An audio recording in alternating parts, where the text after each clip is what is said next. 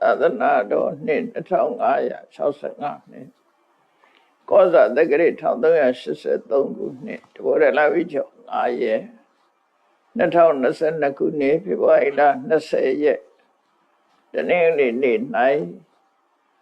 အွန်လိုင်းမှာဟောကြားအပ်သောသန္တရာနှင့်နိဗ္ဗာန်အပိုင်းနှစ်တရားဒေသနာတော်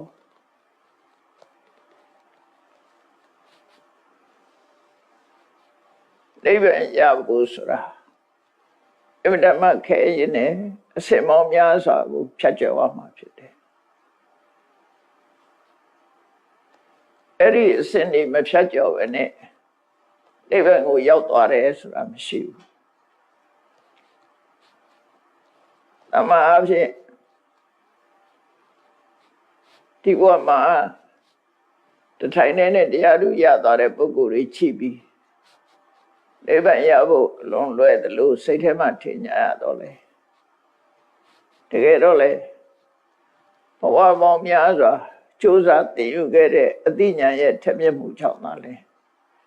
သူတို့ဟာလင်းမြန်တဲ့အနေအထားနဲ့ရောက်ရှိကြတာဖြစ်တယ်နိဗ္ဗာန်ရောက်ဖို့ကြည်ကြကြုတ်ကိုအထုတ်တဲ့အခါမှာ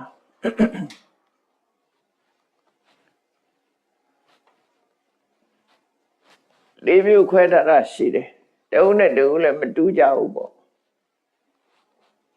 တချို့ကြတော့ဒုက္ခပฏิပဒါတဏ္ဍဝိညာဒုက္ခပฏิပဒါနဲ့အဝိညာနှစ်ခုခွဲထားတယ်ပฏิပဒါဆိုတာလမ်းစဉ်ကိုလိုက်နာပြီးတော့လေ့ကျင့်တာပฏิပဒါကအကျင့်အဝိညာဆိုတာအသိအကျင့်တရားကြောင့်အသိတရားရတာအဲ့ဒီမှာအကျင့်တရားကလည်းခက်ခဲတယ်အသိကလည်းနှေးကွေးတယ်ဒါတစ်ခုရှိတယ်ဘုန်းကြီးတို့တွေအဲ့ဒါလိုပဲဖြစ်မှာအကျင့်တရားကလည်းခက်ခဲတယ်အသိကလည်းနှေးကွေးတယ်ဒါကြောင့်မို့နိဗ္ဗာန်နဲ့ဝေးနေသေးတယ်လို့ပြောအောင်မှာဖြစ်တယ်အဲ့ဒါကိုပါဠိစာပေနဲ့ဒုက္ခပฏิပဒါထန္တာပညာလို့ဒီလိုခေါ်တယ်ခက်ခဲရင်ကျင့်ပြီးတော့မှသိရတဲ့အခါမှာလည်းပဲအလွန်နှေးကွေးတယ်နောက်တနည်းကတော့ဒုက္ခပฏิပဒါခိပ္ပပညာဒါလေးပြောင်းလိုက်တယ်ခိပ္ပဆိုတာလင်းလင်းမြတ်မြတ်အဲ့တော့ကျင့်တော့ခဲကျင့်ရပါတယ်သို့တော့အတိကြတော့မြတ်တယ်လို့ဆိုတယ်ဒုက္ခပฏิပဒါခိပ္ပပညာပြင်းပန်းကျင့်တယ်အတိကြတော့လင်းမြတ်တယ်ဒါကတစ်ခုနောက်တတိယမျိုးစားကြတော့ဒုက္ခပฏิပဒါဌာနပညာကျင့်တဲ့ဘက်မှာအခက်ခဲတော့မရှိဘူးချမ်းသာသာကျင့်ရတယ်သို့တော့အတော်နဲ့အသိဉာဏ်မပေါ်ဘူးဌာနပညာအသိဉာဏ်ကနှေးကွေးနေတယ်အဲ့ဒီပုဂ္ဂိုလ်မျိုးကလည်းတူပဲနောက်ဆုံးအကောင်းဆုံးကတော့ဒုက္ခပฏิပဒါခိပ္ပပညာအကျင့်အနေနဲ့လည်းလွယ်ကူတယ်အသိကလည်းလင်းမြန်တယ်အဲ့တော့ရှင်သာရိပုတ္တရာကဒီစတုထမျိုးစားပုဂ္ဂိုလ်မျိုးဖြစ်တယ်သူကဒုက္ခပฏิပဒါခိပ္ပပညာကျင့်ရတာလည်းလွယ်ကူတယ်သူ့ဖို့မှအခက်အခဲမရှိဘူးအသိကလည်းပဲမြန်ဆန်တယ်ဒုက္ခပฏิပဒါခိပ္ပပညာရှင်မောဂလန်ကြတော့ဒုတိယမျိုးစားတဲ့ပုဂ္ဂိုလ်ဒုက္ခပฏิပဒါခိပ္ပပညာကျင့်ရတဲ့အခါမှာသူခက်ခဲကျင့်ရတယ်ဘာလို့လဲဆိုရှင်မောဂလန်ကတရားကျင့်ပြီဆိုရင်အိတ်ငိုက်အဲ့ဒါမှအိတ်ငိုက်တော့ဒီကျင့်မှုမှာခက်ခဲကြုံတယ်ပေါ့ကနေ့ခေတ်သူတွေလည်းကြုံမှာပါပဲတရားထိုင်ပြီဆိုအိတ်ချင်တာ ရှုပ်ရှင်ကြည့်ပြီဆိုမအိတ်ချင်ဘူးတရားထိုင်အိတ်ချင်လာတယ်တရားနဲ့ဌိနမိတ်တာကမိတ်ဆွေလို့ဖြစ်စိတ်ကမလန်းဆန်းမှုပေါ့တရားနဲ့တွေ့ရင်စိတ်ကလန်းဆန်းမှုမရှိဘူးဒါကြောင့်မို့ဌိနမိတ်တာအိတ်ချင်ငိုင်းမြည်မှုကိုရုန်းကန်ပြီးတော့လောက်ရတာဖြစ်တော့ကြောင့်ရှင်မောက္ကလန်ကဒုက္ခပฏิပဒါခဲခဲရင်ကျင့်ရတယ်တဲ့ဒါပေမဲ့အတိကြတော့မြန်တယ်ခိဗ္ဗပိညာဘုရားရဲ့ထိတ်တန်းတပည့်ကြီးနှစ်ဦးဟာတပါးနဲ့တပါးကွဲပြားခြားနာမှုရှိကြတယ်ကွဲပြားခြားနာမှုနှစ်ပါးစလုံးဟာအတိလင်မြန်လာခြင်းတော့တူတယ်ကျင့်တဲ့အပိုင်းလေးမှာကြွာကြတယ်လို့ဆိုလို့တယ်ပေါ့အဲ့ဒီမှာရှင်းနဲ့ပြောမယ်ဆိုလို့ရှိရင်သောတပန်ဖြစ်ပြီးနောက်ယဟန္တာဖြစ်ဖို့ကျင့်ရတာရှင်မောက္ကလန်က9ရက်အတွင်းမှာရတယ်ရှင်သာရိပုတ္တရာက15ရက်ကျမှရတယ်ရှင်းနဲ့ပြောရင်ရှင်မောက္ကလန်ကမြန်တယ်ရှင်သာရိပုတ္တရာကနေတယ်ဘာကြောင့်မြန်ဘာကြောင့်နေတယ်နေခြင်းမြန်ခြင်းနဲ့မဆိုင်ဘူးကျင့်တဲ့အခါမှာအခက်အခဲရှိမရှိနဲ့ပဲဆိုင်တယ်နော်နေကွေးခြင်းဟာဘာကြောင့်နေကွေးတုံးဆိုလို့ရှိရင်ဥပမာပြောရရင်ရှင်မင်းနေခီးထွက်မယ်ဆိုလို့ရှိရင်ပြင်ရဆင်းရတာတွေအများကြီးပဲလေဝင်းခင်းပြီးတော့မှထွက်တာဆိုတော့လောကကိုင်ရတာတွေပြင်ရဆင်းရတာတွေမထွက်ခင်ပြင်ဆင်မှုတွေကများတယ်ဆင်းရဲတာခီးထွက်ရင်တော့ချက်ချင်းတန်းပြီးတော့ထွက်သွားလို့ရတယ်ရှင်မင်းနေကြတော့အဲ့လိုမဟုတ်ဘူးတတောင်နာဘူတုနဲ့အချမ်းအနေနဲ့ရှေးဝင်းနောက်ဝင်းနဲ့အဲ့လိုသွားတာဆိုတော့ပြင်ဆင်ရတာကြားတယ်အဲ့ဒါလိုပဲရှင်သာရိပုတ္တရာကဉာဏ်ကြီးတဲ့ပုဂ္ဂိုလ်ဆိုတော့တရားဓမ္မကိုအသေးစိတ်စူးစမ်းလေးလာခြင်းနဲ့စိတ်တွေကြောင့်မို့လို့သူကအချိန်တော့ကြာသွားတယ်အချိန်ကြာပြီပဲအသိဉာဏ်တယ်ရှင်မောက္ကလန်ကအချိန်တိုတယ်ဒါပေမဲ့ခက်ခဲရုန်းကန်ရတယ်အသိကြတော့မြန်တယ်လို့ဒီလိုအက္ခသဝကနှစ်ပါးတရားကျင့်ကြတဲ့အခါမှာကြွားခြားကြတယ်ပေါ့အဲ့တော့တန်တရားနဲ့နိဗ္ဗာန်တန်တရားတွေကနေယုံထွက်ပြီးတော့နိဗ္ဗာန်ကိုတွေ့ဖို့အတွက်ဘုရားဗတာရိယဣဒမေပုံညာနိဗ္ဗာနတပစ္စယောဟောတုဆိုပြီးတော့နိဗ္ဗာန်ကိုဆုတောင်းကြတယ်သို့သောအချိန်မောင်းကလေးချီတောင်းနေတော့လဲနိဗ္ဗာန်နဲ့ကတော့လေးရုံမှတော့မဟုတ်သေးဘူးလို့ဆိုလို့တယ်ဆုတောင်းခြင်းကအခြေအနေကောင်းတစ်ခုအတွက်ဖန်တီးပေးနိုင်တာတကယ်ကတော့လက်တွေ့ကျင့်ကြရမှာလို့ဆိုလို့ပေါ့နော်ဆုတောင်းမှုကအထောက်အကူမဖြစ်ဘူးလားဆိုတော့အထောက်အကူတော့ဖြစ်ပါတယ်ဥဒိကျအနေနဲ့ဆုတောင်းကြတာသွားတဲ့အခါကျတော့ဒီလမ်းစဉ်နိုင်မဲ့သွားဝိသုဒ္ဓိ9ပါးစင်ကြယ်တန်ရှင်းမှဘယ်ဟာစင်ကြယ်မှာတော့ဆိုအထက်ကရုပ်ပိုင်းစင်ကြယ်ဖို့ပြောတာမဟုတ်လူတွေကရုပ်ပိုင်းစင်ကြယ်ဖို့ပဲကြိုးစားကြတာဟုတ်ရှေးမိုးချိုးတယ်ဖိလိမ့်နဲ့ပြင်ဆင်တယ်ဝတ်စားတွေတန်တန်ပြတ်ပြတ်ဝတ်တယ်ရုပ်ပိုင်းဆိုင်ရာတွေတော့တော်ကိုတန်းပြတ်အောင်ကြိုးစားကြတယ်သို့တော့စိတ်ပိုင်းဆိုင်ရာကျတော့ညစ်ထွေးနေတယ်အဲ့ဒီစိတ်ပိုင်းဆိုင်ရာအညစ်ကြေးတွေကိုပြစ်မှုလို့တာပေါ့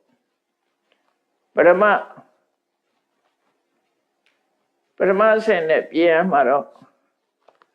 အပြောဆိုနဲ့ပတ်သက်ပြီးညစ်ကြေးတွေမရှိဘူးအပြုမှုနဲ့ပတ်သက်ပြီးတော့ညစ်ပေမှုမရှိဘူးလူတွေဟာပြောလိုက်ရင်လည်းအညစ်အကြေးတွေဖြစ်နေလှုပ်လိုက်ရင်လည်းအညစ်အကြေးတွေဒုစရိုက်တွေတည်းပဲရောက်ပြီးတော့သွားတော့ကာယကံစင်ကြယ်မှုဝစီကံစင်ကြယ်မှုမရှိကြဘူးအဲ့ဒါကိုပထမတန်ရှင်းပေးဖို့လိုတယ်မျက်နှာကမှန်ကြည့်တော့မယ်ဆိုလို့ရှိရင် မျက်နှာကိုအရင်ပြင်ရမှာမဟုတ်ဘူးမှန်ကလေးကိုဝင်းနေအောင်အရင်တိုက်ဖို့လိုလိမ့်မယ်မှန်ကမှုန်းနေလို့ရှိရင်ကိုယ်မျက်နှာမြင်တဲ့အခါမှာလှလှပပမြင်မှာမဟုတ်ဘူးခဏခေတ်တော့ချေးမုံရှေးခေတ်ကချေးမုံဆိုတာသုံးတာချေးမုံဆိုတာခြေပြားကိုအယောင်ထွက်အောင်ပုတ်ထားတာအဲ့ဒီမှာမျက်နှာရိပ်ထင်ကြည့်ကြရတာဖြစ်တယ်အဲ့ဒါမရှိခင်ကဆိုရေအိုင်နာသွားပြီးတော့ရေထဲကြည့်ရတာရေထဲမှာထင်တဲ့အရိပ်ပဲကြည့်ရအဲ့တော့ခြေပြားတွေကိုဝင်းလက်နေအောင်ပုတ်နိုင်ပြီဆိုလို့ရှိရင်တော့ခြေမုံဆိုတဲ့အပေါ်မှာကြည့်လို့ရတယ်ဒီကနေ့ခေတ်တော့ဗราသုတ်တဲ့မှန်နေပေါ်လာသည့်အတွက်ကြောင့်ဒီကိစ္စတော့သက်သာသွားထင်နေနေကြီးမြင်နေရတယ်အဲ့တော့ကိုယ်ရုပ်ပိုင်းဆိုင်ရာမျက်နှာကိုတန်ရှင်းနေတဲ့ဆိုရင်တော့မှပဲခြေမုံကိုအရင်တန်ရှင်းအောင်လုပ်ပြီးတော့ခြေမုံထဲမှာပေါ်လာတဲ့မျက်နှာရိပ်ကိုတန်ရှင်းအောင်ပြင်ဆင်ကြတာဖြစ်တယ်ပေါ့အဲ့တော့ရုပ်ပိုင်းဆိုင်ရာတန်ရှင်းမှုကအဲ့လိုလုပ်တယ်လို့ပဲစိတ်ပိုင်းဆိုင်ရာတန်ရှင်းမှုကလည်းပဲခြေမုံရှိဖို့လိုတယ်ပေါ့မှန်ခြေမုံရှိဖို့လိုတယ်အဲ့တော့စိတ်ကိုဘယ်လိုလုပ်မှန်ကြည့်ပြီးတော့ဆုံးဖြတ်မလဲဆိုကိုယ့်ကိုဆင်ញင်သုံးသပ်မှုဟာမှန်ကြည့်တာပဲနဲ့တူတယ်ပေါ့ကိုယ်စိတ်တွေကိုကိုယ်ဆင်ញင်သုံးသပ်ရမယ်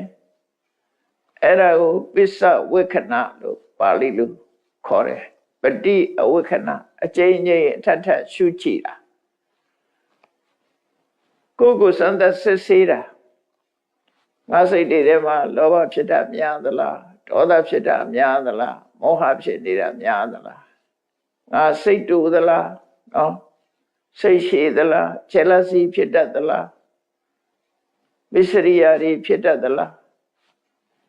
တနေ့ကုန်နေတဲ့အခါကျငါစိတ်ဘယ်နှခါဆိုးလဲငါလောဘတွေဘယ်လောက်ထိအောင်ကြီးသလဲဘယ်ကိစ္စမှာငါလောဘကြီးသလဲဆိုတာတွေကိုယ့်ရင်ထဲမှာဖြစ်ပေါ်နေတဲ့သဘာဝတရားတွေကိုဆင်ញင်သုံးသပ်ပေးတာဟာမှန်ကြည့်တာနဲ့တူတူပဲစိတ်ပိုင်းဆိုင်ရာကျတော့အဲ့လိုကြည့်ဖို့လိုတယ်ပေါ့နော်အဲ့လိုကြည့်လိုက်တဲ့အခါကိုယ်စိတ်ရဲ့အခြေအနေတွေကိုကိုယ်သိလာတယ်အဲ့ဒါကိုသတိပဋ္ဌာန်တရား၄ပါးထဲမှာမြတ်စွာဘုရားဟောတဲ့အခါစိတ်တ ानु ပတနာဆိုအဲ့ဒါပြောတယ်စိတ်တ ानु ပတနာဆိုကိုယ်စိတ်ကိုသေသေးချာချာလေးလာဆန်းစစ်ကြည့်ဆန်းစစ်ရမယ်ဆန်းစစ်ပြီးတော့ပြင်ရမယ်လို့ဆိုလို့တယ်ပေါ့နော်အဲ့လိုဆင်ញင်သုံးသပ်မှုဟာခြေမုံနဲ့လာသရံတူပြီးတော့ကိုယ်စိတ်လေးကိုကိုပြင်ဆင်ပြီးတော့ပေးရမယ်စိတ်ဓာတ် ानु ပတနာနဲ့ပြင်ဆင်ပြီးတော့ပေးရကြည့်ရှုပြီးအဖြေထုတ်တဲ့အခါအဲ့ဒါနဲ့ပြင်ရမယ်အဲ့တော့နိဗ္ဗာန်သွားတော့မယ်ဆိုလို့ရှိရင်စိတ်ပိုင်းဆိုင်ရာတန်ရှင်းရေးကိုအရင်လုပ်ကြရတယ်ရုပ်ပိုင်းဆိုင်ရာကာယကတန်ရှင်းမှုဝစီကတန်ရှင်းမှုကနေစတင်လိုက်တော့စိတ်တန်ရှင်းမှုအတွက်လိုအပ်လာပြန်လိုအပ်လို့စိတ်တန်ရှင်းမှုအတွက်ခုနသူကြတော့သီလနဲ့စိတ်ကိုတန်ရှင်းအောင်လုပ်လို့မရဘူးသီလကကာယကဝစီကမှာစိကံထားတာရှင်းရှင်းပြောရရင်သီလဆိုတာစိကံထားတာပဲစိကံဖောင်ခတ်ထားတာဘယ်လိုဖောင်ခတ်တာတော့ဆိုရင်ဒီအလုပ်မျိုးကိုမလုပ်ဘူးဒီအလုပ်မျိုးကိုလုပ်မယ်ဒီအပြောမျိုးကိုမပြောဘူးဒီအပြောမျိုးကိုပြောမယ်ဒါစိကံထားတာလေနှုတ်ကိုစိကံထားတာနဲ့ကိုယ့်ရဲ့အပြုအမူစိကံထားတာဒါသီလပဲကိုယ်စိကံကိုလိုက်နာရမှာဖြစ်တယ်ပေါ့နော်ကိုယ်စိကံကိုလိုက်နာအဲ့ဒါကြလို့ရှိရင်ကာယကံနဲ့ပတ်သက်တဲ့အညစ်အကြေးတွေဝစီကံနဲ့ပတ်သက်တဲ့အညစ်အကြေးတွေကင်းဝေးသွားနိုင်သို့သောစိတ်ပိုင်းဆိုင်ရာအညစ်အကြေးတွေကတော့တမ်းမှဖြစ်နေသေးတယ်အဲ့စိတ်ပိုင်းဆိုင်ရာအညစ်အကြေးတွေကိုခုနလိုစိတ်ဓာတ် ानु ပတနာနဲ့ဆင်ញင်သုံးသပ်ကြည့်လိုက်တဲ့အခါမှာအညစ်အကြေးတွေတွေ့လာလိမ့်မယ်အဲ့တွေးလာတဲ့အညစ်အကြေးတွေကိုဆေးကြောတန်းရှင်းရမယ်လို့ဆိုလို့ဆေးကြောတန်းစင်မှုအတွက် ကမ္မထာအာယုံ40မြတ်စွာဘုရားပေးထားတယ်နော်ကမ္မထာအာယုံ40အဲ့ဒီအာယုံနေနဲ့တွေ့ပြီးတော့ဆေးကြောတန့်စင်ပေးရကမ္မထာ40ဆိုတာအဲ့ဒါပြောတာကမ္မထာ40အဲ့တော့ကြားဥကြပါလိမ့်မယ်နော်အဲ့ဒါတွေတော့အကျယ်မပြောတော့ကတိုင်း7ပါးတို့အတုပ7ပါးတို့အဲ့လိုပေါ့နော်အလုံးကမ္မထာ40ရှိတယ်အာနာပါနတတိအနုတ္တိ7ပါးတို့အဲ့ဒီကမ္မထာ40ထဲမှာမိမိနှစ်သက်ရကမ္မထာအာယုန်တစ်ခုနဲ့ဥပမာဘုရားနုတ္တိနဲ့ဆေးကြောမလားစိတ်အညစ်အကြေးကိုဘုရားနုတ္တိနဲ့ဆေးကြောလို့ရတယ်သို့မဟုတ်အာနာပါနတတိထွက်လေဝင်လေမှတ်ပြီးတော့ဆေးကြောမလားအဲ့ဒါနဲ့လည်းဆေးကြောရတယ်ကာယကရတတိဆိုတဲ့ခန္ဓာကိုယ်မှာရှိတဲ့ဆံမေမွေးခြင်းခြေသက်လက်တဲ့သွားအရေးအစရှိတဲ့ခန္ဓာကိုယ်မှာရှိတဲ့ရုပ်စုတွေကိုကြည့်ပြီးတော့32ခုတ္တတာကိုအာယုပြုပြီးတော့ဆေးကြောမလားအဲ့ဒါနဲ့လည်းဆေးကြောလို့ရတယ်အတုဝဘာဝနာပွားပြီးတော့ဆေးကြောမလားသို့မဟုတ်ပရဏတ္တိသေခြင်းကိုအောက်မေ့ပြီးတော့ဆေးကြောမလားသို့မဟုတ်မေတ္တာပို့ပြီးတော့ဆေးကြောမလားသို့မဟုတ်ဓာတ်ကြီး၄ပါးကိုစဉ်းစားပြီးတော့ဆေးကြောမလားသို့မဟုတ်ရင်ထမင်းစားရင်အာဟာရပฏิကူလတင်ညာအာဟာရရဲ့ဆက်စုပ်ဝဲကောင်းမွန်တွေကိုစဉ်းကျင်စဉ်းစားပြီးတော့ဆေးကြောမလားကမ္မထာ40တဲ့ကကိုဆေးကြောခြင်းနဲ့ဟာနဲ့ကိုနဲ့အဆင်ပြေတာနဲ့ကိုယ်စိတ်ကိုအာယုန်တစ်ခုပေါ်မှာထားပြီးတော့ဆေးကြောမှာဖြစ်တယ်အဲ့ဒီကမ္မထာ40နဲ့ဆေးကြောတဲ့အခါမှာကိုယ်စိတ်လေးဟာအဲ့ဒီအာယုန်ဒီပေါ်မှာစိတ်ဟာတည်ငြိမ်သွားတယ်ထားတဲ့အာယုန်မှာသူကပဲမေတ္တာပို့နေတယ်လူတယောက်ကိုမေတ္တာပို့တယ်ဆိုတာအဲ့ဒီပုဂ္ဂိုလ်ရဲ့ပုံပန်းတဏ္ဍမျက်စိထဲမှာမြင်ပြီးတော့သူ့ကိုမေတ္တာပို့နေလို့ရှိရင်အဲ့ဒီအာယုန်လေးဟာကိုယ့်ရဲ့ထဲမှာကိုယ်စိတ်ထဲမှာဆွဲမြဲပြီးတော့နေတယ်သူရုပ်ပုံနဲ့မေတ္တာနဲ့ဆွဲမြဲပြီးအချိန်ချင်းထပ်ထပ်ဖြစ်တယ်တခြားအာယုန်ကိုသတိမရတော့ဘူးအဲ့ဒီအာယုန်လေးပေါ်မှာစိတ်ကငြိမ်သွားတယ်ဆိုရင်ဒါမေတ္တာဆံအာယုန်ပဲအဲ့ဒီပေါ်မှာလည်းပဲတမာရိရနိုင်တာဒုက္ခရောက်နေတဲ့ပုံမှာအကျဉ်းနာကရုဏာပွားပြီးတော့နေရင်လည်းပဲတမာရိရလာနိုင်တယ်ဆိုလိုတာကတော့တမာရိရအောင်ကတော့ပွားရစိတ်တည်ငြိမ်သွားအောင်အလွယ်ဆုံးလို့ပြောရမယ်ဆိုတာခန္ဓာကိုယ်ထဲမှာအချိန်မီရှာတွေ့နေတာတော့ဘာလို့ဆိုလူတွေက24နာရီမှာအသက်ရှူနေကြတာဖြစ်တော့ထွက်လေဝင်လေကိုမှတ်ပြီးတော့တမာရိရအောင်ကြိုးစားလို့လည်းရတယ်ပေါ့ထွက်တိုင်းဝင်တိုင်းထိတဲ့နေရာလေးမှာအသက်ရှူလိုက်လို့လေးလေးကထိသွားတဲ့နေရာရှိုက်ထုတ်လိုက်လို့လေးလေးထိသွားတဲ့နေရာအဲ့ဒီထိတဲ့နေရာလေးကိုပဲအာယုစိုက်ပြီးတော့စဉ်စမပြတ်မှတ်နေမယ်ဆိုလို့ရှိရင်လေ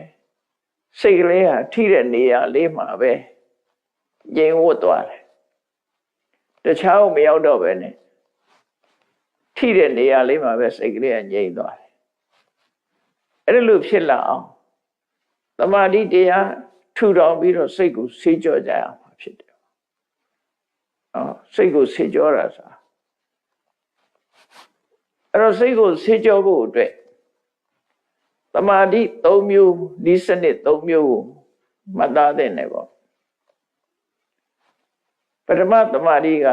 ခဏိကသမာဓိလို့ခေါ်တယ်ခဏိကသမာဓိဆိုတော့ကိုယ်အာယုံပြုလိုက်တဲ့အပေါ်မှာအခိုက်အတန့်လေးတိသွားတဲ့တည်ရှိသွားတဲ့သမာဓိ အဲ့တော့ခဏိကသမာဓိကိုဝိပဿနာသမာဓိလို့ခေါ်တယ်ဘာလို့လဲဆိုပရမတ္ထတရားကိုအာယုံပြုပြီးဆိုလို့ရှိရင်ပရမတ္ထတရားဖြစ်ပြီးပြတ်သွားတာဖြစ်သည့်အတွက်ကြောင့်ဖြစ်တဲ့အခိုက်လေးသိလိုက်တယ်တည်တဲ့အခိုက်လေးသိလိုက်တယ်ပြတ်သွားတဲ့အခိုက်ကလေးကိုသိလိုက်တယ်အဲ့ဒီဖြစ်တည်ပြက်အခိုက်ကလေးတွေကိုသိတာခဏိကသမာဓိခဏနဲ့ရှင်တဲ့သမာဓိဟိုဥပ္ပဇာရသမာဓိအပ္ပနာသမာဓိဆိုတာတွေကြတော့ပညာနဲ့သွားမှာအဲ့တော့ခဏိကသမာဓိဆိုတဲ့အာယုံကလည်းအခိုက်အတန့်လေးပဲဖြစ်တယ်သမာဓိကလည်းဖြစ်တဲ့အာယုံနောက်အခိုက်အတန့်လေးဖြစ်တယ်ဆိုတယ်အဲ့ဒီခဏိကသမာဓိကတော့ဝိပဿနာယာနိကဝိပဿနာတက်တဲ့အာထုတ်တဲ့ပုဂ္ဂိုလ်တွေကအဲ့ဒီလမ်းကြောင်းကနေသွားတယ်အဲ့တော့တရားအထုတ်နည်းကိုနှမျိုးပေးထားတယ်ပေါ့နှမျိုးလိုပဲဆိုပါစို့သမထယာနိကနဲ့ဝိပဿနာယာနိကသမထကိုအသုံးချပြီးတော့ဝိပဿနာနောက်မှတရားသမထပုဗ္ဗင်္ဂမံဝိပဿနာဘာဝေတိသမထကိုအရင်အထုတ်တယ်သမာဓိရပြီဆိုမှဝိပဿနာကိုကူးတယ်ဒါကတဏှိဝိပဿနာပုဗ္ဗင်္ဂမံသမထဘာဝေတိဝိပဿနာကိုအရင်အထုတ်တယ်ပြီးတော့မှသမာဓိကအရှိန်တက်လာတယ်အဲ့ဒါကတဏှိနှစ်နည်းရှိတယ်ပေါ့အဲ့တော့ဝိပဿနာတရားအရင်အထုတ်တဲ့ပုဂ္ဂိုလ်ကခဏိကသမာဓိနဲ့သွားတယ်လို့ပြောတယ်နာဟိခဏိကသမာဓိဝိနာဝိပဿနာနာမတံဘဝတိအခိုက်တန့်လေးသိစရာအာယုန်လေးပေါ်မှာစိတ်လေးကတည်ငြိမ်သွားတဲ့အခိုက်တန့်လေးမှာခဏလေးနဲ့တူတောင်းတဲ့ခဏနဲ့ရှင်းတဲ့သမာဓိမျိုးကိုခဏိကသမာဓိလို့ခေါ်တယ်အဲ့တော့ခဏိကသမာဓိမပါဘဲနဲ့ဝိပဿနာဉာဏ်မဖြစ်နိုင်ဘူးတဲ့ဝိပဿနာဉာဏ်ဖြစ်ဖို့ခဏိကသမာဓိတော့ရှိရမယ်သူတို့ဆိုလို့ဖြစ်သွားတာမှမမြင်ဘူးပြတ်သွားတာမှမမြင်ဘူးဆိုရင်ဘယ်လိုလုပ်ဝိပဿနာဉာဏ်ဖြစ်မဖြစ်နိုင်အဲ့တော့ဖြစ်တဲ့အခိုက်ကလေးကိုလည်း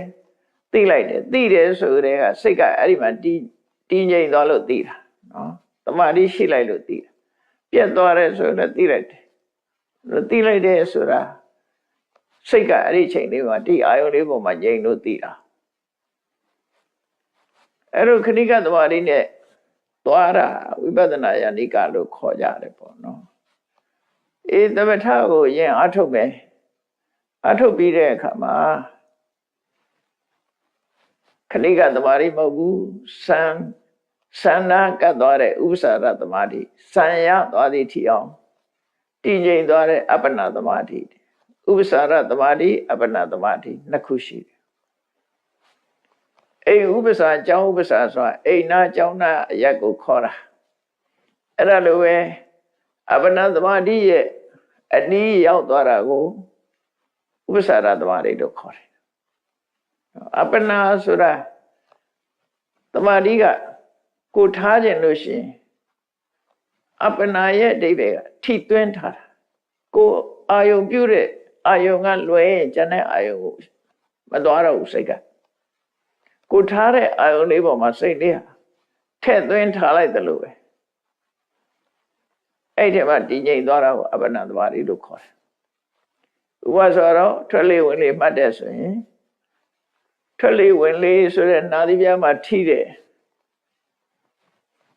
လေကလွဲလို့ကျန်တယ်ဘာမှမသိတော့စိတ်ကလေးကအဲ့ဒီအာယုန်နဲ့တွဲထားလိုက်တယ်လို့ဖြစ်သွားတွဲကပ်ထားတယ်လို့အဲ့လိုတွဲကပ်ထားသလိုစိတ်နဲ့အာယုန်ဒီဓာန်စီနေသလိုနှစ်ခုတွဲနေပြီဆိုလို့ရှိရင်ဒါအပ္ပနာသမာဓိလို့ခေါ်တယ်ပေါ့လွဲလိုက်ပြန်ဆွဲခေါ်လိုက်နဲ့အဲ့ဒါအပ္ပနာသမာဓိမဟုတ်လုံးဝမလွဲတော့ဘဲနဲ့အဲ့ဒီအာယုန်နဲ့စိတ်နဲ့တွဲကပ်သွားလို့ရှိရင်အပ္ပနာသမာဓိအဲ့ဒီအနိနာပုခ္ခတိကရောက်သွားရင်ဥစ္စာရသမာဓိပြောတာဆံအဆင့်မရောက်ဘူးဆိုဥစ္စာရသမာဓိအဲ့ဒီအပ္ပနာသမာဓိဥစ္စာရသမာဓိသို့မဟုတ်ခုနပြောတဲ့ခဏိကသမာဓိရဲ့ဥပ္ပစာရသမာဓိရဲ့အပ္ပနာသမာဓိရဲ့ကမ္မထာအာယုန်ဒီပေါ်မှာစိတ်ကလေးဟာတည်ငြိမ်သွားတဲ့သမာဓိရလာပြီဆိုလို့ရှိရင်အဲ့ဒါကိုစိတ်တဝိသုဒ္ဓိလို့ခေါ်တယ် ဘယ်ကနေစင်ကြယ်သွားတာတော့လို့ပြောရမယ်စိတ်ကဘယ်ကနေစင်ကြယ်သွားတာတော့စိတ်ရဲ့အညစ်အကြေးတွေကဘာတွေတုံးဆိုကိလေသာတွေပဲនិဝရဏတွေကစိတ်ရဲ့အညစ်အကြေးတွေပဲအာယုခံစားခြင်းနာမပေါ်တော့ဘူးစိတ်ပြတ်တာမုန်းတီတာမပေါ်တော့ဘူးဒေါသဖြစ်တာမပေါ်တော့ဘူးစိတ်တွေလွင့်ပြန်နေတာမရှိဘူးစိတ်ပူပန်နေတာမရှိတော့ဘူးစိတ်မဝင်စားလို့ငိုက်လာတာမရှိဘူးနော်ကိုလုံးနေတဲ့အလုပ်ပေါ်မှာတန်တရားဝင်ပြီးတော့ဟုတ်မဟုတ်ပါမလားတွေးတယ်မရှိဘူးအတွေးလည်းမရှိဘူးនិဝရဏ၅ပါးကိုဖယ်ရှားပလိုက်တယ်និဝရဏဆိုတဲ့အညစ်အကြေးတွေကင်းသွားလို့ရှိရင်ဒါစိတ်တဝိသုဒ္ဓိလို့ခေါ်တယ်နော်ကိလေသာတွေကင်းသွားတယ်ဆိုတော့အဲ့ဒီမှာအာယုဘောမှာကိလေသာကလည်းပြန်ပြီးတော့တွေ့တတ်တယ်တရားမှတ်လို့ကောင်းလိုက်တာထိုင်လို့ကောင်းလိုက်တာဆိုရင်အဲ့ဒီပေါ်မှာပြန်ပြီးသဘောကျနေပြန်နုညံ့နဲ့တဏှာပြန်ဝင်လာတယ်နော်လူတွေရဲ့စိတ်ဆန္ဒဆိုတာဒီအမှန်တမ်းခဲနေကြည့်လေလူတွေဟာတရားတွေအားလုံးဟာကြည့်ပေါ့ကိုပိုင်တဲ့ပစ္စည်းတစ်ခုဆိုရတော့အဲ့ဒီကိုပိုင်တဲ့ပစ္စည်းကိုပိုင်တယ်လို့စိတ်ကသတ်မှတ်ထားလို့ရှိရင်အဲ့ဒီပစ္စည်းပေါ်မှာကြောင်းကြမှုတွေရှိတယ်နော်ကိုပိုင်တဲ့အရာပေါ်မှာကြောင်းကြမှုတွေအဲ့ဒီပစ္စည်းကိုဈေးကောင်းကောင်းနဲ့တပြားကိုရောင်းချလိုက်တဲ့အခါကျတော့အဲ့ဒီပစ္စည်းပေါ်မှာကြောင်းကြမှုမရှိတော့ပြန်ဘူးရလိုက်တဲ့ငွေထုတ်ပေါ်ကြောင်းကြမှုကရောက်သွားပြန်ပြောင်းသွားတာပြောတာလူတွေလည်းတူတူပဲပေါ့ပို့ပြီးတော့သိတာအောင်ပြောမှဆိုရင်လူချင်းခင်မင်လို့ပထမအိမ်တော်နဲ့ဆိုရင်အဲ့ဒီအိမ်တော်မှာသူကကြောင်းကြမှုတွေရှိတယ်။တာယောဇဉ်တွေဖြစ်နေတဲ့ဆိုရင်သူကြောင်းကြမှာတောကဖြစ်တယောက်နဲ့တယောက်ဆင်မသိလို့ကွဲလိုက်ကြပြီဆိုတဲ့အခါနောက်အိမ်တော်ထူတယ်ဆိုတော့တာယောဇဉ်ကနောက်အိမ်တော်ပေါ်ရောက်သွားပြန်အရင်အိမ်တော်ပေါ်မှာပြတ်သွားပြန်ဒီလိုဖြစ်တတ်တာအဲ့တော့ဒီတရားထုတ်တဲ့အခါမှာလည်းပဲကာမဂုဏ်အာယုဆိုတဲ့အာယုတွေပေါ်မှာတွေ့တာမှုမရှိတော့လည်းပဲဘာပေါ်လားတွေ့တတ်တော့ဆိုငြိမ်းချမ်းလိုက်တာထိုင်လို့ကောင်းလိုက်တာမှတ်လို့ကောင်းလိုက်တာအပေါ်မှာလားတွေ့ပြန်နော်ထိုင်မကောင်းဘူးဆိုလို့ရှိရင်လည်းထိုင်လို့ကိုမကောင်းဘူးဆိုပြီးဒေါသဖြစ်ပြန်အဲ့ဒါလို့သိမ်မွေးတဲ့လောဘဒေါသတွေကပြန်လာပြန်တာပဲ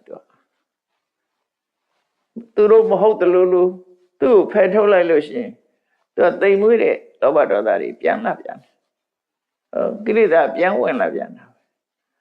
အဲ့ဒါတွေကိုရှင်းထုတ်နိုင်ဖို့လိုအပ်တယ်လို့ဆိုတာဒါမှမဟုတ်နိဗ္ဗာန်ရောက်ဖို့ခက်တယ်ဆိုတာ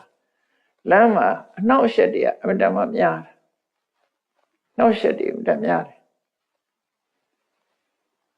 လူစိတ်ဆိုတာအမှန်တမ်းခဲနေပေါ့နိဗ္ဗာန်သွားပြီဆိုရင်လမ်းကြောင်းကတန်ရှင်းတာမဟုတ်ဘူးလမ်းမှာ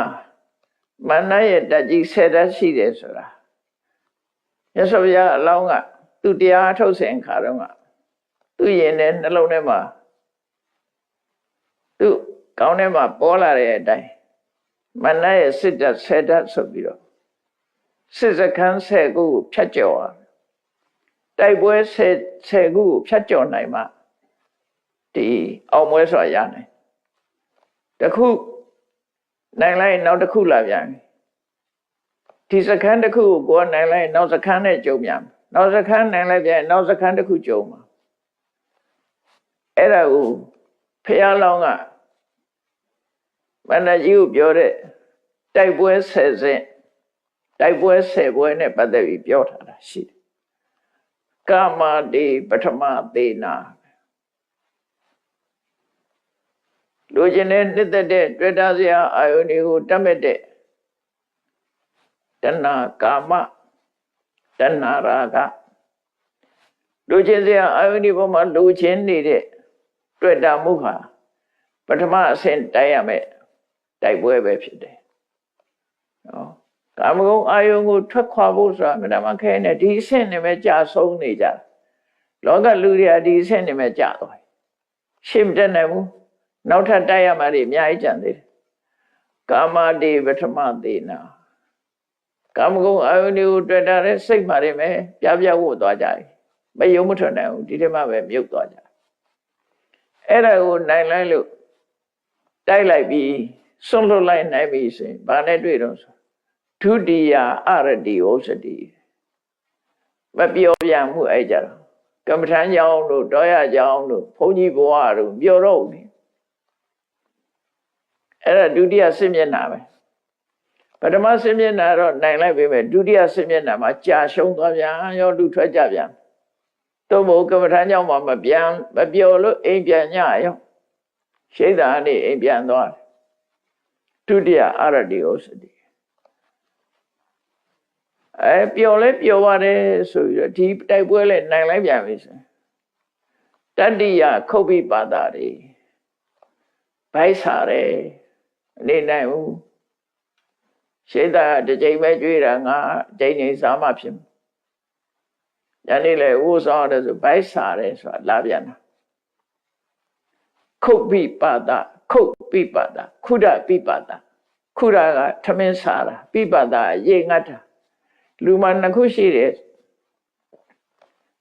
အာသာနှစ်ခုရှိတယ်အဲ့ဒါကိုဟန်ဂါနဲ့သစတိပေါ့နော်သစတဲ့ဟန်ဂါနှစ်ခုရှိတယ်ထမင်းစားတာရှေးစားတာရှေးတောက်ချင်တယ်အဲ့ဒါကိုပါဠိလိုကခုတ်တာဆိုတာဟန်ဂါကိုပြောတာပိပဒဆိုတာသစကိုပြောတာပါဠိမှာလည်းနှစ်ခုရှိတယ်စကားလုံးနှစ်ခုရှိတယ်လွဲပါတယ်ပါဠိလည်းမှတ်လို့ရှိရင်ဘာလို့အင်္ဂလိပ်စကားတော့မှတ်နိုင်မှာတော့ပါဠိလည်းမှတ်နိုင်မှာပေါ့နော်ခုတ်ပိပါဒခုတ်ပိပါဒခုဒပိပါဒတော့ဓာရွေးလေးကိုမြုပ်လိုက်ပြီးခုတ်ပိပါဒစကားလုံးကိုကျင့်ပလိုက်တတ္တိယခုတ်ပိပါဒတေစတုဋ္ဌိတန္တိဝုစတိဆာလောင်နာတွေသိခနိုင်မြင်တဲ့အခါကျတော့ပြင်းရတာတခါဝင်လာပြန်ခုနအရတိကဒီလုံးပေါ်မှာစိတ်ပြက်လာတန်တိကတော့လှုပ်ချင်နဲ့ပြင်းလာစရုဋ္ဌိတန်တိဩစတိပိစမန်ထိနမိတ်တတိပြင်းတယ်ဆိုတာဘာလို့ဆိုစိတ်ကမလန်းဆန်းတော့အိတ်ချင်တာပေါ့နော်တန်တိဆိုတာအိတ်ချင်လာလူကမတွက်လက်ဘူးစိတ်မလန်းဆန်းဘူးတန်တိခုနအရတိကမပြောတာနဲ့ပြင်းတာတူလို့လဲထင်ကောင်းထင်ကြလိမ့်မယ်မတူဘူးနော်အရတိဆိုတာပျော်ရွှင်မှုမရသေးတာတန်တိကြတော့ခုနကစိတ်ကမဝင်စားတော့တာစိတ်မဝင်စားတော့တာအဲ့ကြတော့အဲ့ဒီမှာလဲကြာဆုံးသွားနိုင်တယ်ပိစမန်ထိနမိဋ္ဌာတိငါးခုမြောက်စစ်စခန်းကြတော့ထိနမိဋ္ဌာနဲ့သွားတူတာအဲ့ကြတော့ကမ္မထာမထိုင်လိုက်နဲ့အိပ်ပြီးကမ္မထာမထိုင်လိုက်နဲ့စိတ်ကကမ္မထာနှလုံးသွင်းလိုက်တာနဲ့ငိုက်သွားပြီကမ္မထာနှလုံးသွင်းတဲ့နဲ့နောက်ကြတော့အကျဉ်းကြီးပါသွားပြီတော့ထိုင်ရဲ့အိတ်ကုန်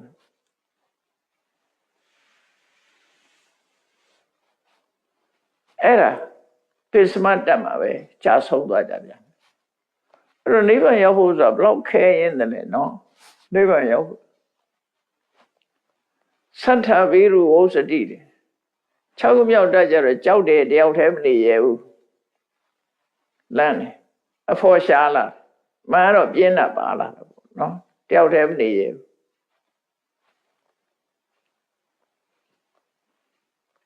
အဲ့ဒါလို့မနရဲ့တတ္တိနောက်ဆုံးကြတော့ဘယ်ထိအောင်သွားတာတုံးဆိုလာဘောသက်ကတော့လာဘသက်ကတော့တိလောကောအိဆာလတ္တောစမိစ္ဆာလတ္တောစရောရတောနောက်ပိုင်းမှာသူကတရားထုတ်ရင်အနေပြီးတော့လူတွေကထင်ကြီးလာလို့ လူတွေကဝိုင်းလာလို့ရှိရင်အဲ့ဒါကိုကျေနပ်တဲ့ဟာပေါ်လာပြန်နော်နာမည်ကြီးကျင်လာတယ်နောက်ဆုံးကျတော့ဒီပေါ်မှာကျေနပ်လာတယ်ဆွာမျိုးတွေဖြစ်လာနောက်တစ်ခါအတုကန္တနာပရဝံပနာတဲ့ကိုချီးမွမ်းပြီးတော့သူများတွေကျတော့ငါလို့မနေနိုင်ပါဘူးလို့ဆိုပြီးတော့သူများကိုထင်သေးတဲ့စိတ်နဲ့ကြည်လာတယ်ကိုထင်ကြီးတဲ့စိတ်တွေနဲ့ဆင်ကြီးတဲ့စိတ်တွေမွေးလာတယ်လက်လက်ပါးတွေပေါ်မှာตายရလာတယ်ဆိုရင်နောက်ဆုံးမှအဲ့ဒီလိုနဲ့ပဲနိဗ္ဗာန်မရောက်ဘဲနဲ့ကြားမှာတယ်ပဲကြာရှုံးသွားတယ်နော်ကြာရှုံးသွားတယ်မြတ်စွာဘုရားဟောထားတဲ့ပဋ္ဌာနာသုတ်ဆိုတာရှိတယ်တရားထုတ်တုန်းကဒုက္ခရစရိယကျင့်တဲ့ချိန်တုန်းကမြတ်စွာဘုရားဟောထားတယ်အဲ့တော့နိဗ္ဗာန်ရောက်ဖို့ဆိုတာအလုံးကိုခဲပါတယ်လို့သူဆိုတာဒီဖြတ်ကျော်နေတဲ့အချိန်မှာပဲအခက်ခဲမျိုးစုံတွေ့ရတယ်သီလနဲ့ကာယကံဝစီကံကိုထိမ့်သိမ့်လိုက်လို့သီလဝိတ္တုရလာပြီဟုတ်ပြီသမာဓိရအောင်ကြည်ကြကြုတ်ကိုအထုတ်လိုက်လို့အထိုင်လျောက်သမာဓိတွေရလာပြီစိတ်တွေဟာစင်ကြယ်မှုရလာပြီစိတ်တဝိတ္တုဖြစ်သွားတယ်အဲ့ဒီဒါပညာမရောက်သေးဘူးဝိပဿနာစခန်းကိုမတက်နိုင်သေးဘူးပညာရဲ့အထောက်အကူတွေပဲလုပ်နေရတော့မယ်ဒီမှာတင်ပဲကြာရှုံးသွားကြတယ်ရှေ့မတိုးနိုင်လို့ဒီမှာတင်ကြာရှုံးသွားအဲ့ဒါကိုအနိုင်တိုက်လိုက်ပြီခုနမနတ်ရဲ့တပ်စခန်း10ခုဖြိုချပြီးတော့ရှေ့တိုးသွားနိုင်ပြီဆိုတဲ့အခါကျတော့နောက်သွားရမယ့်စခန်းတွေကတစ်ခါလာပြန်တာပဲနော်အဲ့တော့တမာရီရသွားပြီဆိုလို့ရှိရင်တမာရီရဲ့အကျိုးကျေးဇူးကဘာတော့တမာရီဆိုတာဘယ်လိုဟာခေါ်ရတော့လို့ဆိုရင်တမာတိဆိုတဲ့အဓိပ္ပာယ်ကတန်အာတိသို့မဟုတ်တမ္မာအာတိတန်အာတိကနေတမာတိစိတ်ကိုအာယုတစ်ခုထဲမှာငြိမ်ဝအောင်ထားနိုင်တာတမာတိလို့ခေါ်တယ်အာယုတစ်ခုထဲမှာစိတ်ကိုငြိမ်ဝအောင်ထားနိုင်တာစိတ်ဟာဟိုအာယုမဲ့သွားလိုက်ဒီအာယုနဲ့သွားလိုက်ဟိုကူးလိုက်ဒီကူးလိုက်မလွတ်အောင်စိတ်ကိုအာယုတစ်ခုထဲကိုထိန်းထားနိုင်တာကိုတမာတိလို့ခေါ်တယ်အဲ့ဒီတမာတိသည်အဝိခေပလက္ခဏာဟိုရောက်သွားလိုက်ဒီရောက်သွားလိုက်ဟိုအာယုမောခုံကူးလိုက်ဒီအာယုမောခုံကူးလိုက်မရှိတော့အဝိခေပအာယုတစ်ခုထဲပေါ်မှာငြိမ်ဝသွားတယ်လူစိတ်ဟာမြောင်းတဲ့သိတူတယ်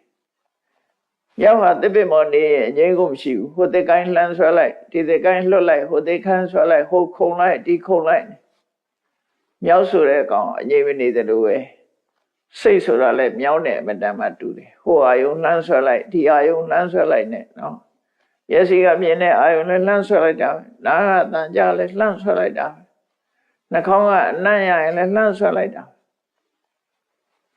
စိတ်ထဲမှာတွေးပြီးရင်လည်းလှမ်းဆွဲလိုက်ပြန်တာပဲအဲ့တော့အာယုမျိုးမျိုးပေါ်မှာဟိုလှမ်းဆွဲလိုက်ဒီလှမ်းဆွဲလိုက်မြောင်းတဲ့အလားသဏ္ဍာန်တူတဲ့စိတ်ကိုငြိမ်သွားအောင်တမာရီနဲ့ငြိမ်ဝပြပြောင်းအောင်လုပ်ရမှာဖြစ်တယ်ပေါ့အဲ့လိုငြိမ်သွားအောင်လုပ်နေတာတမာတိဝိခေပဝိတ္တန္တနာရတောတမာတိဆိုတာဟိုအယုံရောက်လိုက်ဒီအယုံရောက်လိုက်ဆိုတဲ့အခြေအနေကိုဖယ်ရှားပြစ်နိုင်တယ်ဥဒိစ္စဥဒိစ္စကိုဖယ်ရှားပြစ်နိုင်ဥဒိစ္စဆိုတာပြဘုံထဲမှာခဲလေးချလိုက်လို့ရှိရင်ပြမုံလေးတွေလွင့်တက်လာအဲ့ဒါလိုပဲဥဒိစ္စဖြစ်တဲ့ဆိုရင်စိတ်ဟာအာယုန်ဒီပေါ်မှာလွင့်တက်သွားတယ်လွင့်ပြန်နေတယ်ထိန်းလို့မရအာယုန်တစ်ခုတည်းမှမဟုတ်ဘူးဟိုရောက်လိုက်ဒီရောက်လိုက်ဖြစ်နေတယ်အဝိကမ္ပနာပစ္စုပ္ပတ္ထာနာစိတ်လေးဟာအာယုန်ထဲမှာငြိမ်နေတာလှုပ်ရှားမှုမရှိတဲ့သဘောတမာရီဆိုတာစိတ်ကလေးဟာအာယုန်ထဲမှာငြိမ်သွားတာဒုက္ခပဋ္ဌာနောတဲ့စိတ်ချမ်းသာမှုရှိပြီဆိုရင်တမာရီကဖြစ်နိုင်တယ်ပေါ့ ဒုက္ခရှိမှသမာဓိဖြစ်နိုင်တယ်အဲ့တော့ဒါသမာဓိတရားအဲ့ဒီသမာဓိတရားရလာပြီဆိုရင်ဘာဖြစ်လဲစိတ်တဝိသုဒ္ဓိစိတ်စင်ကြယ်မှုရတယ်လို့ဆိုတယ်စိတ်စင်ကြယ်မှုရလာအဲ့ဒီစိတ်တဝိသုဒ္ဓိဖြစ်လာလို့ရှိရင်ပညာကိုဘယ်လိုထောက်ကူဖြစ်တာတော့ဆိုသမာဓိဘိက္ခဝေဘာဝေထသမာဟိတောယထာဘုဒ္ဓံပါသနာတိပတ္တိမြတ်စွာဘုရားကသမာဓိဟာဘာအတွက်လဲဆိုရင်ပညာအတွက်ပဲအဓိကနိဗ္ဗာန်ကိုပညာနဲ့မှရှောင်းနိုင်တာဖြစ်လို့ပညာစခန်းကိုသွားရမှာသူ့သွားဖို့အတွက်သီလမပါပဲလည်းမရဘူးသမာဓိမပါပဲလည်းမရဘူးဒါကြောင့်မို့သီလနဲ့အရင်လုပ်ရမယ်ပြီးရင်သမာဓိလုပ်အောင်သီလကလည်းပဲသီလရှိလို့ရှိရင်သမာဓိဖြစ်တယ်သမာဓိဖြစ်လာလို့ရှိရင်သမာဟိတောယထာဘုဒ္ဓံသာနာတိပတ္တိစိတ်ကလေးတည်ငြိမ်လာတဲ့ပုဂ္ဂိုလ်ဟာဘယ်အာယုံကိုအာယုံပြုလိုက်အဲ့ဒီအာယုံရဲ့သဘာဝကိုယထာဘုဒ္ဓကြာနာအောင်သိတယ်မြင်တယ်သိတယ်မြင်တယ်ဆိုတာဉာဏ်ပဲအဲ့တော့သမာဓိဖြစ်ရင်ဉာဏ်ဖြစ်တယ်လို့သူပြောတာဒီနေရာမှာဒီတိရိလင်္ကာမှာနေတော့ကကိုရီးယားဘုန်းကြီးတစ်ပါးကမေးခွန်းထုတ်ဖူးတယ်ဒါပြီးတော့မေးဘူးတယ်ဝိပဿနာယာနိကအာထုတ်နေတဲ့ပုဂ္ဂိုလ်တွေဆိုတော့မဟာစီဆရာတော်ကြီးတို့ပြတဲ့ဝိပဿနာနည်းဝိပဿနာယာနိကသမာဓိလုံးဝမပါတာမဟုတ်ဘူးခဏိကသမာဓိနဲ့ဝိပဿနာစခန်းကိုသွားတယ်အဲ့တော့တချို့ကအဲ့ဒါကိုလက်မခံနိုင်ဘူးမဖြစ်နိုင်ဘူးလို့ဘာကြောင့်မဖြစ်နိုင်ဘူးလို့ပြောတော့ဆိုအခုပြောတဲ့ပါဠိတော်ကိုကြည့်တာသူတို့သမာဓိဘိက္ခွေဘာဝေထယဟန်တို့သမာဓိကိုတိုးပွားအောင်ကြိုးစားကြသမာဟိတောယထာဘုဒ္ဓံဇာနာတိပတ္တိသမာဓိရှိတဲ့ပုဂ္ဂိုလ်မှာသိနိုင်မြင်နိုင်တယ်ပညာဖြစ်တယ်လို့မြတ်စွာဘုရားဟောထားတာရှိတယ်အမှန်ကန်ကိုသိနိုင်မြင်နိုင်တယ်အဲ့တော့အဲ့လိုမေးတော့ဒီပါဠိကလည်းဟုတ်တယ်သမာဓိရှိမှပညာဖြစ်တယ်ဆိုတာလည်းဟုတ်တယ်ဝိပဿနာတက်ကနေပြီးတော့သမထမချင့်မဲနဲ့ဝိပဿနာတိုက်ရိုက်ကနေပြီးတော့ဝိပဿနာဉာဏ်ရအောင်အထုတ်လို့လည်းရတယ်ဆိုတာဟုတ်တယ်နားလည်အောင်ဘယ်လိုရှင်းပြရအောင်ဆိုသမာဓိနှစ်ခုရှိတယ်လို့မှားရမယ်သမထသမာဓိကတစ်မျိုးဝိပဿနာသမာဓိကတစ်မျိုးသမထသမာဓိသည်ပညာကိုအာရုံပြုတယ်ဝိပဿနာသမာဓိသည်ပရမတ္ထကိုအာရုံပြုတယ်အဲ့တော့အာယုန်နဲ့ခွဲလိုက်လို့ရှိရင်သမာဓိလို့ဆိုတော်လဲပဲသမထသမာဓိဝိပဿနာသမာဓိ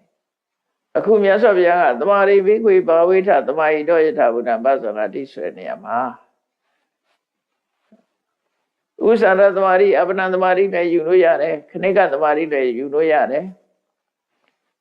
အထိုင်းလျောက်တည်ကျိန်လို့ရှိရင်ဝိပဿနာသမာဓိလို့ဆိုတဲ့ပရမတ္ထတရားအာယုံပေါ်မှာတည်ရှိတဲ့ခဏိကသမာဓိရှိရင်လည်းယထာဘုဒ္ဓံသာနာတိပတ္တိအမှန်ကန်ကိုသိနိုင်တယ်မြင်နိုင်တယ်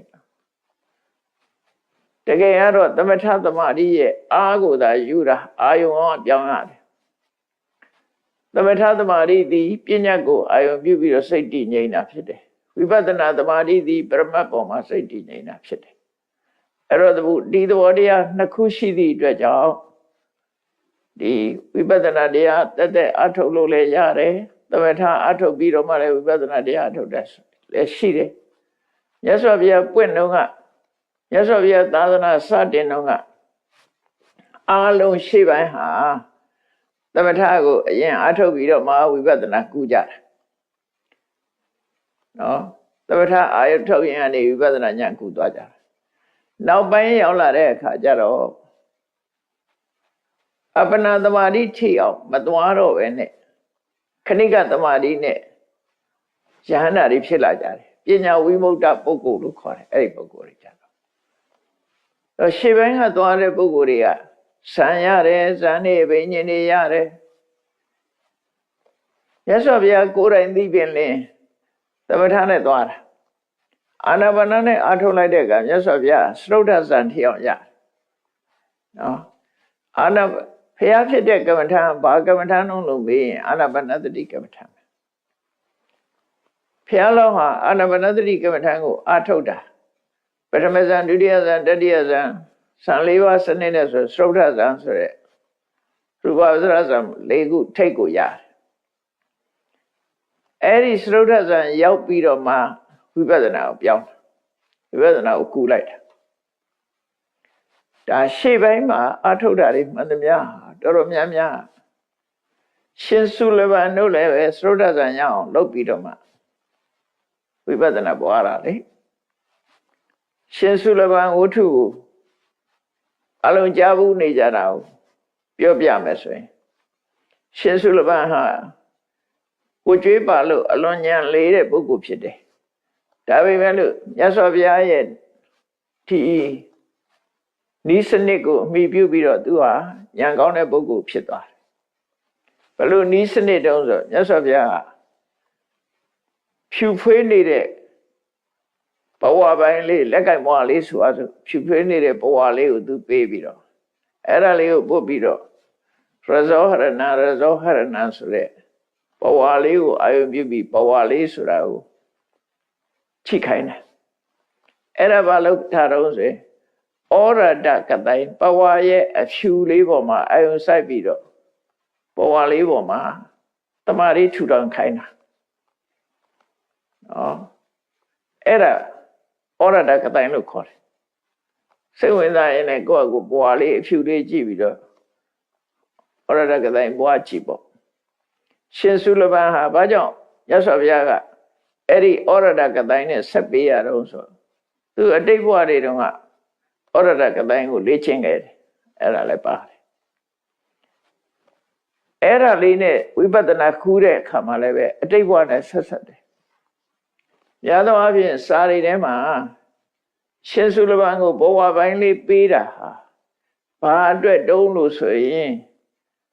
သူဘဝတစ်ခုမှာနှစ်ဖူးကချွေးတွက်လို့ဘဝလေးနဲ့တုပ်လိုက်တဲ့အခါဘဝလေးမဲသွားတာကိုကြည့်ပြီးတဝေကဖြစ်ဖူးတယ်ဆိုတာလည်းပဲဆက်ဆက်ကြတယ်အဲ့လိုအကြည့်မဟုတ်သေးဘူးဒီဘဝဖြူလေးပေးလိုက်ခြင်းအပြင်သူဟာဒီဘဝဖြူလေးပေါ်မှာ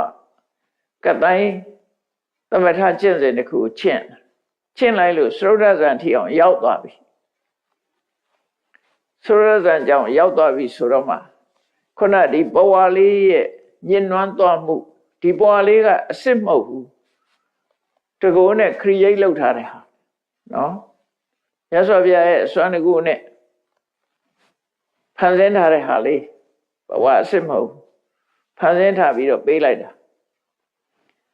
အဲ့တော့မြတ်စွာဘုရားဖြူဆိုဖြူလို့ရတယ်မဲဆိုမဲလို့ရလေအစစ်မှမဟုတ်တာအဲ့ဒါလေးအာယုံပြုရင်ကနေသူကဒီအဖြူအာယုံလေးပေါ်မှာစံစိတ်တွေရပြီးတော့စရုဒ္ဓဇံစီအောင်ရောက်သွားတယ်ရောက်သွားတဲ့အချိန်မှာမြတ်စွာဘုရားအဲ့ဒီဘဝလေးကိုညှက်အောင်ဖန်တီးလိုက်တော့ဘဝလေးစရုဒ္ဓဇံကထပြီးတော့ချိလိုက်တဲ့ကဘဝလေးကညစ်ပေနေတာတွေ့တယ်အဲ့ဒီကြတော့အတိတ်ဘဝတုန်းကဘယင်ဖြစ်ခဲ့တုန်းကနှစ်ဖူးကချွေးကိုဘဝနဲ့တုတ်ခဲ့တာလားဆက်မိသွားတယ်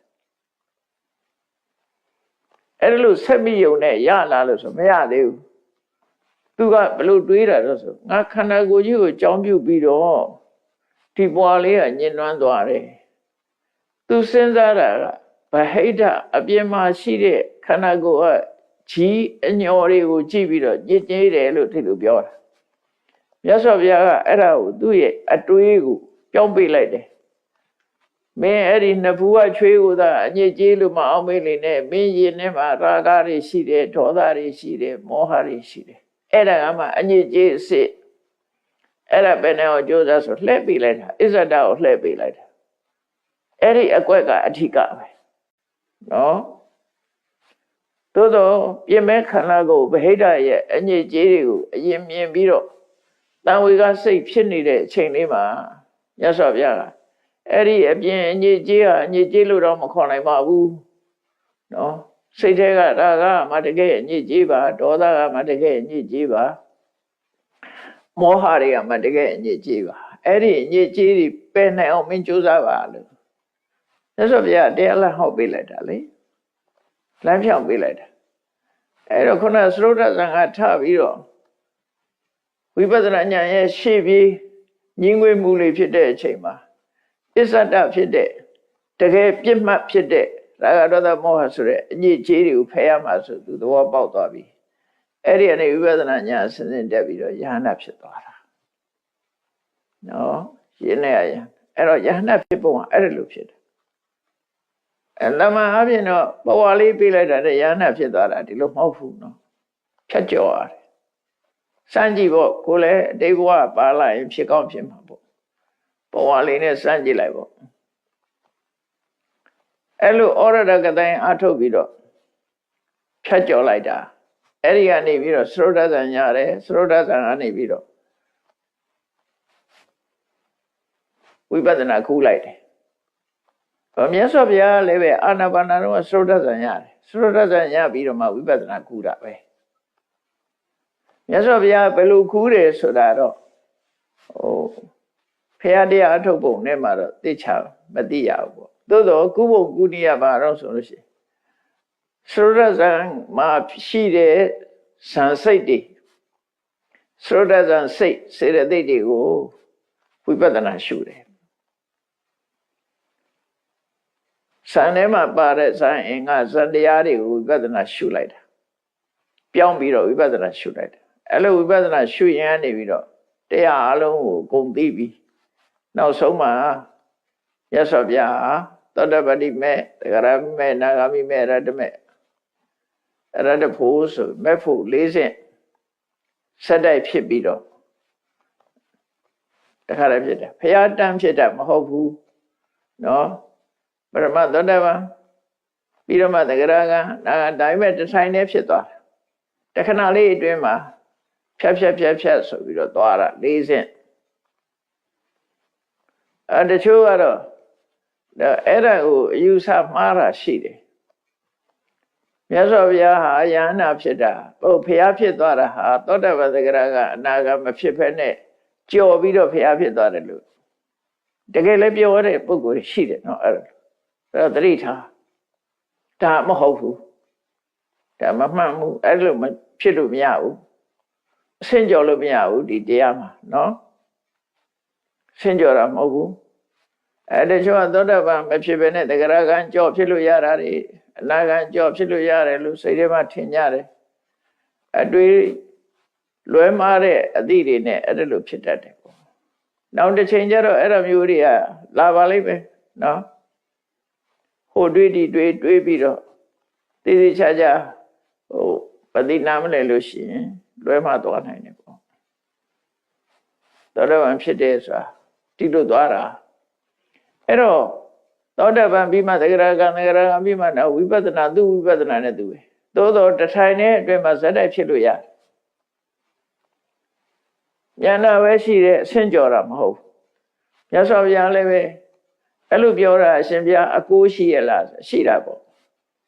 စတုမေကပฏิပါတိယဆိုတဲ့စကားရှိတယ်မြတ်စွာဘုရားဟာမဲ့လေးပါအစဉ်အတိုင်းဖြစ်ပြီးတော့ဖျားဖြစ်သူရောက်သွားတယ်ဆိုတာဘယ်သူပဲဖြစ်ဖြစ်စတုမေကပฏิပါတိယပဲကြော်လို့မှမရတာနော်ကြော်လို့မရတာတွေကအများကြီးပါဒီတစ်ခုတည်းမှမဟုတ်တာထမင်းစားတာတော့ကြော်လို့ရလားကံရတဲ့ထမင်းကိုစွန်းနဲ့ဖြစ်စေလက်နဲ့ဖြစ်စေအရင်ယူရမယ်ပြီးတော့မှဗဇနာရောင်မယ်ဗဇကဟမယ်ဟာပြီးတော့ဝါမယ်တခုကြော်ပြီးတော့မျိုးချပါလားပဲရမယ်နော်အဆင့်ဆိုမကြော်ဘူးလေသူကနဲ့သူသွားတာအိမ်သာတက်တာလည်းအဆင့်ကြော်တာမှမဟုတ်တာသူ့အဆင့်နဲ့သူသွားတာဝင်သွားတဲ့ထွင်းစားလည်းအဆင့်မကြော်ဘူးလေဝါပဲဝါပြီးမှမျိုးချမယ်ဒီလိုသွားမှာပဲသူကအဲ့တော့အလုံးကအဆင့်ကြော်တယ်လို့မရှိဘူး သူဖြစ်စဉ် process ကရှိပြီးသားပဲအကုန်အဲ့လိုနိဗ္ဗာန်ရောက်ဖို့ရအတွက်လည်းပဲအခုလိုစိတ်တဝိသုဒ္ဓိဖြစ်အောင်အရင်ကြိုးစားတယ်စိတ်တဝိသုဒ္ဓိဖြစ်ရင်တမာတိဖြစ်တယ်တမာတိဖြစ်လာပြီဆိုတော့မှခုနယထာဘုဒ္ဓံဇာနာတိပတ္တိမှန်ကန်စွာမြင်တယ်မှန်ကန်စွာမြင်တာတောင်မှပဲနောက်ထပ်အဆင့်5ဆင့်ကျန်သေးတယ်နိဗ္ဗာန်သွားဖို့ရအတွက်စခန်းလေးနော်အဲ့ဒီမှန်ကန်စွာမြင်တဲ့အဆင့်50ကိုနောက်ရက်ဒီမှာဆက်ပြီးတော့တစ်ဆင့်ချင်းမှတ်သားသွားကြရအောင်တရားချစ်ခင်သူတော်စင်ပြိဿပေါင်းလို့တန်တရားနဲ့နိဗ္ဗာန်ကိုသွားရောက်ချင်လို့ရှိရင်ပုံမှန်ရှင်ရထားတွေစီးပြီးသွားလို့မရဘူးအခုလိုနိဗ္ဗာန်သွားတဲ့ကျင့်စဉ်တိုင်းကျင့်ကြံကြုတ်ကိုအထောက်ပြီးတော့သွားမှ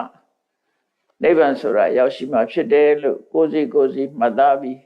ကြိုးစားအထောက်နိုင်ကြပါစေကုန်သတည်းသာဓုသာဓုသာဓု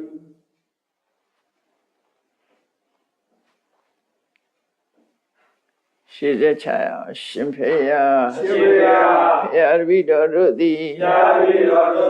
ဓမ္မအတိညာရရှိမှသာလျှင်နိဗ္ဗာန်ချမ်းသာကိုမျက်မှောက်ပြုနိုင်ပါသောကြောင့်ဓမ္မအတိညာရရှိစေရန်ရှိသညလျက်ဓမ္မသဘင်ရှင်ခြင်းပါပြုလို့ကြ၍အဝဒဒါနာမဒါနာတရားအလူတော်ကိုပေးလူကြပါကုန်၏တရားတော်မြတ်ကိုယုတိလေးမြတ်စွာမမတ်သာသာ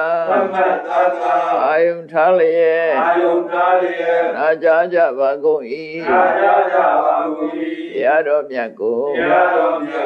တတဝဝတ္ထုစုစုတို့ဖြင့်